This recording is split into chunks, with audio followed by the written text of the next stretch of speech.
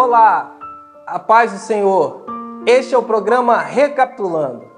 Venha conosco para revisarmos as lições da Escola Bíblica Dominical. Que Deus te abençoe.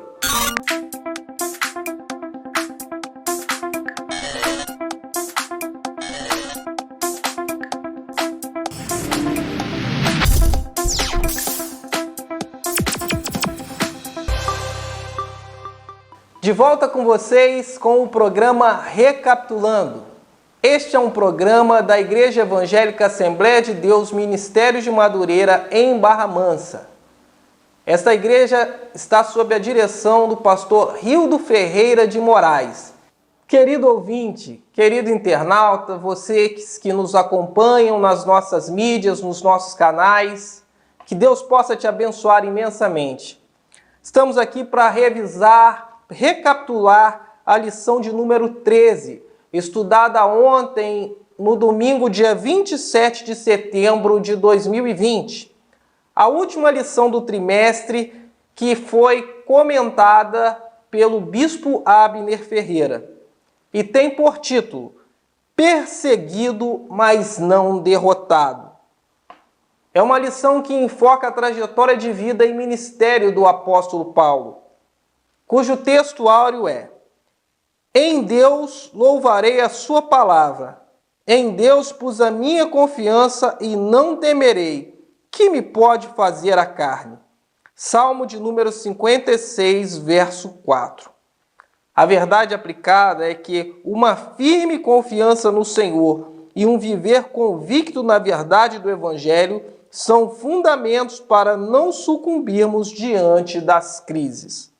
Os objetivos da lição são mostrar que Deus sempre nos socorre, apresentar a grandeza da chamada de Paulo e explicar que as crises são passageiras.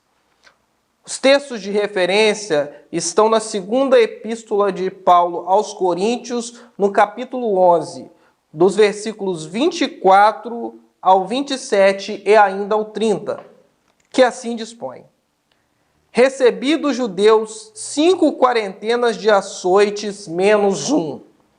3 vezes fui açoitado com varas, 1 vez fui apedrejado, 3 vezes sofri naufrágio, 1 noite e 1 dia passei no abismo. Em viagens, muitas vezes, em perigos de rios, em perigos de salteadores, em perigos dos da minha nação, em perigos dos gentios, em perigos nas cidades, em perigos no deserto, em perigos no mar, em perigos entre os falsos irmãos, em trabalhos e fadiga, em vigílias, muitas vezes, em fome e sede, em jejum, muitas vezes em frio e nudez. Se convém gloriar-me, gloriar-me-ei no que diz respeito à minha fraqueza.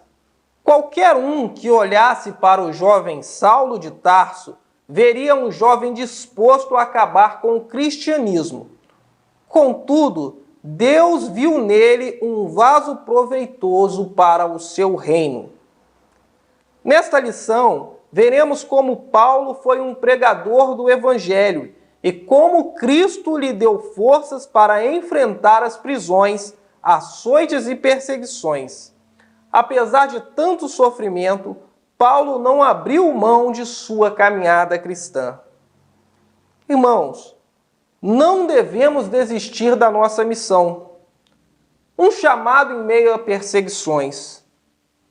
O apóstolo Paulo, o jovem Paulo, era um intelectual, alguém profundamente ensinado na teologia dos judeus, conhecedor da história, da tradição, de tudo aquilo que embasava o povo de Israel, suas crenças, sua religiosidade, sua lei. O apóstolo Paulo, como zeloso da sua religiosidade, daquilo que aprendeu, propôs em seu coração combater a nova seita que se apresentava como o caminho para o céu, seguindo o Nazareno. O apóstolo nos deixou como legado uma biografia admirada por muitos, um homem sempre disposto a realizar a obra de Deus com excelência. E era isso que o motivava a combater os cristãos. Ele acreditava que aquela seita era uma ameaça à pura religião que era o judaísmo. Mas uma transformação milagrosa aconteceu, como nós podemos aprender aqui no subitem 1.1. Após o assassinato pretérito, o martírio de Estevão, o apóstolo Paulo agora tinha conseguido cartas e pretendia perseguir os cristãos para além de Jerusalém. Mas foi neste caminho em que o apóstolo Paulo estava convicto de realizar a obra de Deus, foi que ele encontrou o Filho de Deus personificado e lhe deu a revelação do novo e vivo caminho. O perseguidor, ao se deparar com Jesus Cristo, Filho de Deus, que se apresenta como sendo perseguido por ele, tem uma completa transformação. Cai como cego e quando se levanta, já na hospedaria, por intermédio da oração de Barnabé, as escamas caem dos seus olhos e ele consegue enxergar uma nova vida. Tudo aquilo que ele tinha aprendido, tudo aquilo que tinha formado o seu caráter enquanto religioso, já não lhe valia de mais nada. O viver para Paulo era Cristo. O apóstolo Paulo, seguindo por aquele caminho, com os ideais de perseguir a igreja de Cristo, se depara com o Filho de Deus, que se apresenta a ele como sendo perseguido por ele. Após ter este encontro, a vida do jovem Saulo de Tarso é modificada para sempre. Tudo aquilo que ele tinha aprendido, tudo aquilo que tinha formado o seu caráter religioso, de mais nada lhe vale. E quando seus olhos são abertos através da oração de Ananias, as escamas caem dos olhos e ele pode enxergar a novidade de vida, a vida nova em Cristo e a importância da pregação do seu evangelho. A missão do apóstolo Paulo era muito maior do que a sua dor, e a razão disso é que a luz brilhou nas trevas, a fim de pregar Jesus Cristo sob a ótica do evangelho, que não era religião, era uma boa notícia, a salvação de Deus para os homens através de Jesus Cristo. O apóstolo Paulo, se despindo de sua religiosidade, passa a pregar de maneira enfática e viva a sua fé. Fé viva agora em Jesus Cristo, que era loucura para os religiosos. O comentarista, no último parágrafo do subitem 1.3, diz que esta mensagem de Jesus Cristo morto numa cruz e ressuscitado era quase uma heresia para os judeus, pois ia de encontro a tudo que Paulo acreditava. Afinal, a lei estabelecia que um homem pendurado num madeiro era maldito de Deus. Este era o pensamento de Paulo em relação ao Senhor Jesus Cristo antes do encontro. É o que se pode verificar do livro de Deuteronômio, capítulo 21, versículos 22 e 23. Seguindo para o tópico de número 2, podemos aprender que quando precisamos da ajuda, Deus é o nosso socorro. Ele não nos abandona na hora da dificuldade. É o nosso socorro em tempo de crise. Na semelhança dos dias de hoje, Paulo vivia uma crise política, uma crise econômica e uma crise espiritual. A crise política resultante da dominação romana, a insurgência constante dos rebeldes judeus, mortes consequentes, altos tributos sendo cobrados, escravização da população, a redução significativa dos direitos, pois o povo judeu já não tinha mais a liberdade de outrora. E a crise econômica, porque com a imposição, o jugo romano sobre aquela sociedade, cada vez, quanto mais eles tentavam produzir, mais lhes era tirado, pois a vontade de César era sempre querer e arrecadar mais impostos, o que onerava excessivamente aquele povo. E a crise espiritual, pois nos dias dos fariseus e saduceus, muitos estavam atentos às formalidades, mas a essência, a verdadeira religião, o ajudar o pobre, o necessitado, o amar o seu próximo como a si mesmo, era deixado de lado. E é nesse contexto que o jovem fariseu Saulo de Tarso foi encontrado por Jesus e modificou a sua vida significativamente, passando de perseguidor a perseguido pela causa do Evangelho. Glória a Jesus! Ele é o nosso auxílio, Ele é o nosso escudo e nestes tempos de dificuldade é Ele quem tem nos ajudado. Nos momentos de crise, não podemos deixar de observar que há um Deus nos guardando de todo o mal. Era esse o contexto dos próprios cristãos da época, pois eles eram perseguidos de todos os lados, e dos romanos também, extremamente pagãos, extremamente sincréticos, extremamente crentes num misticismo. E eles não podiam entender como, já que eram adoradores, eram politeístas, adoradores de vários deuses, não conseguiam entender como um povo poderia crer num Deus único que havia enviado o seu único filho para encarnar, morrer pendurado num madeiro, ressuscitar e conceder a salvação. E crentes nisso orarem de pé, de olhos fechados, sem nenhum elemento visível. Diante de tamanha crise espiritual por parte de muitos, Paulo consolidou a sua fé em Cristo, tendo a certeza de que Ele era o seu socorro. Será que os dias que vivemos hoje não têm grande semelhança com os dias de Paulo? Uma crise moral, uma crise espiritual em que ninguém consegue acreditar em nada que não seja palpável, que não seja visível. Mas a nossa fé tem que crescer e florescer cada dia mais em nossos corações, que nós possamos olhar para Jesus Cristo, autor e consumador da nossa fé.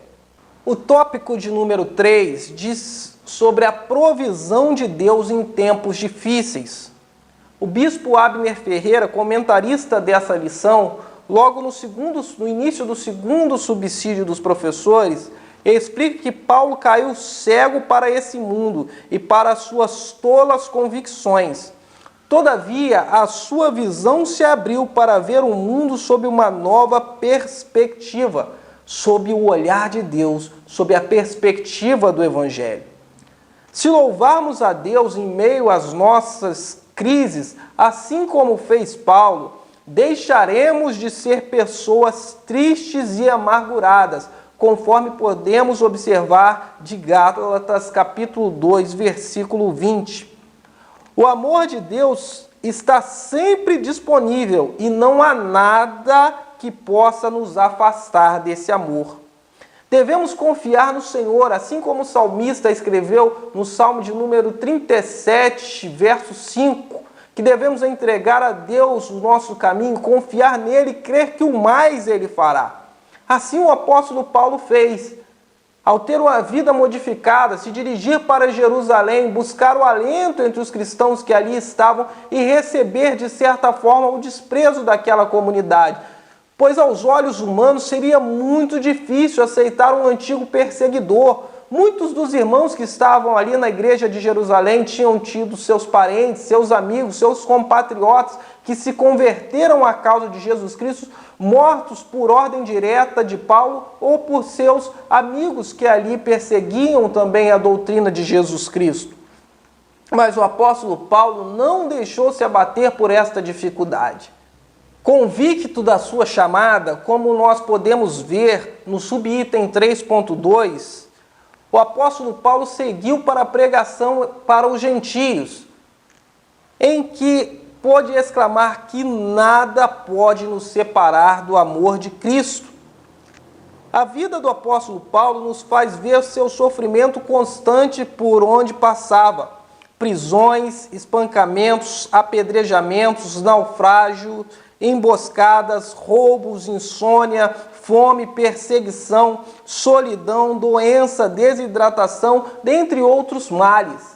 Mas a convicção e a certeza da causa do Evangelho impulsionavam esse gigante, que se olhasse para o plano físico, dada a sua instrução e intelectualidade, talvez não necessitasse sofrer tamanhos males sobre si.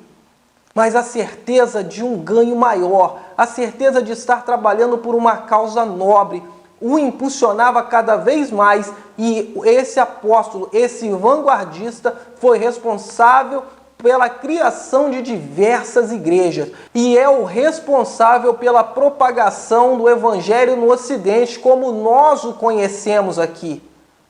Foi o grande doutrinador do cristianismo no Ocidente. Tudo isso movido pela chama e o amor da salvação das almas em Jesus Cristo. Já seguindo para a nossa conclusão, o subitem 3.3 menciona que nós não devemos deixar que o medo destrua os nossos sonhos.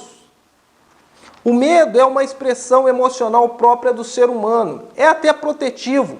Paulo não se deixou levar, entretanto, por motivos infundados para realizar a obra de Deus. Ele não temia o que lhe podia fazer o homem. Diante disso, precisamos saber que, apesar da proteção que o medo natural nos pode conferir, precisamos saber que Deus está no controle de todas as coisas e que nenhum mal nos pode ser feito se a graça de Deus e a misericórdia de Deus assim não nos permitir. Devemos ter em mente que o medo em demasia impede as bênçãos de Deus sobre as nossas vidas. E o apóstolo Paulo não se deixou, em que pese eu, enquanto ser humano, e você também pensarmos assim, que o apóstolo tenha sentido medo sim das dificuldades, dos desafios que se apresentavam diante dele, mas ele não deixou que o medo impedisse a consolidação da sua chamada. E a palavra de Deus chegou até nós por causa da intrepidez deste importante pregador. Com vistas a uma melhor compreensão, há que se dizer que os dias de Paulo não eram melhores do que os dias de hoje, mas podemos afirmar que Paulo superou as suas crises buscando refúgio em Deus. Devemos de igual modo possuir a fé necessária para descansarmos no Senhor e realizarmos a sua obra.